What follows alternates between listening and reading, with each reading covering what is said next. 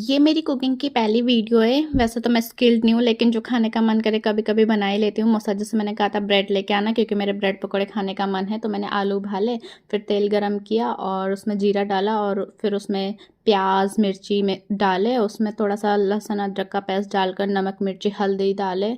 उसके बाद उसमें जो उबले हुए आलू रखे थे उनको डाला, और धनिया डाल के उसको अच्छे से गार्निश किया। उसके बाद मैंने बेसन का घोल बनाने के लिए उसमें बेसन में नमक मिर्ची हल्दी अजवाइन धनिया मिक्स करके अच्छे से बना लिया उसको। और उसके बाद मैंने ब्रेड लिए, ब्रेड पर आलू का जो मसाला बनाया था वो अच्छे से लगाया।